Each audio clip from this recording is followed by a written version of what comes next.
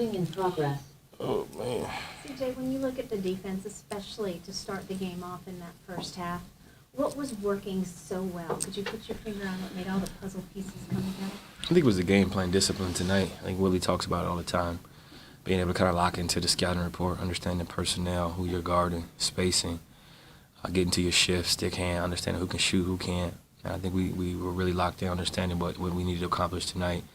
Haven't started games off necessarily as well as we like, and this is an important road trip for us, and I thought we started it off the way we needed to. You're a pro's pro who's done this multiple times, not just once or twice. How do you pull that discipline through game after game when you need to run a gauntlet like this? I think it starts in practice, understanding what we want to accomplish, locking into our plays, being able to run things more crisply, more smoothly. I don't know how many assists we had. I got to check the box score, but I thought we did a good job pushing tempo, running off turnovers. Sharon Jackson played well. Tay played well. Big fella started us off early. And I think defensively, Herb did a great job of challenging DeJounte throughout the night. And it was a game where we won by committee. And I think that's what the good teams do, especially on the road. You figure out ways to win as a unit. And for you, the second game you played with the Pelicans was versus the Spurs. Could you see a difference in yourself? Did you feel different? Any type of litmus test about you acclimating? Not no more plays. Understand spacing better. Understand terminology, what they want to accomplish, and what we want to accomplish as a team. And outside of that, just another road game we needed to win. And Willie's usually a not too high, not too low kind of guy, but before this one, he was like, "Nah, this is a big game. You got to play like this is a big game." Did you kind of sense that from the guys y'all walked in? Like, yeah, we really need to be good in this one. Yeah, I mean, people talk about playoff games and things like that, and it is important. But I think for me, every game is important. You know, we got 12 games left. You know, 2-game lead on a few teams behind us, and a game behind the team in front of us. So every game is important, especially for what we're trying to build going forward, not just this season but beyond. So I always have that mentality and that mindset. And I mean, I played in must-win games, literally.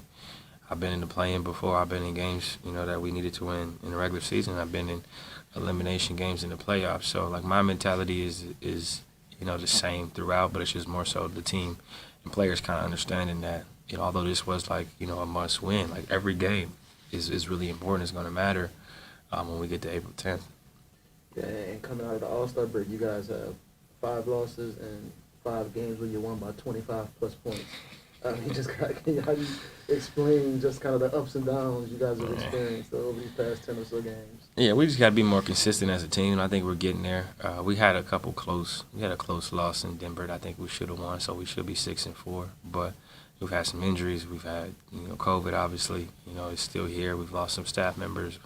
So we've had to battle some things. B.I.'s obviously not in the lineup right now. So it's been different. We've had to have a unique approach, understanding what we want to accomplish, but also understand there's going to be deterrents that come up. But all in all, 5-5, not bad considering our circumstances. And now we got to take advantage of these last 12 games and try to finish this road trip strong.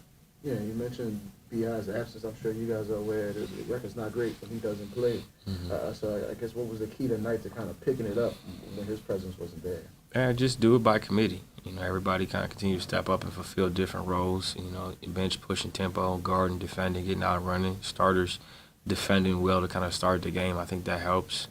We held them to 10 points, I think, in the first quarter, which is important. You know, to kind of get off to a good start. The Spurs are a really good team in the first quarter.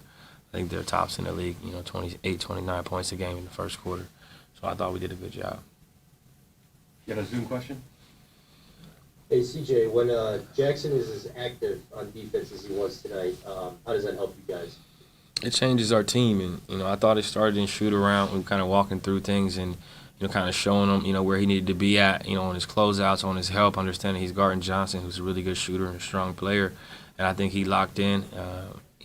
Offensively, obviously he was aggressive. He made some threes. He got some offensive rebounds, and I think that carried over to his attitude and mentality on defense, and that's what we need from him. He offers a lot. He's versatile. He's athletic. He's hard to guard, and I think he's starting to really tap into his potential and his skill set. Thanks, CJ. Appreciate you.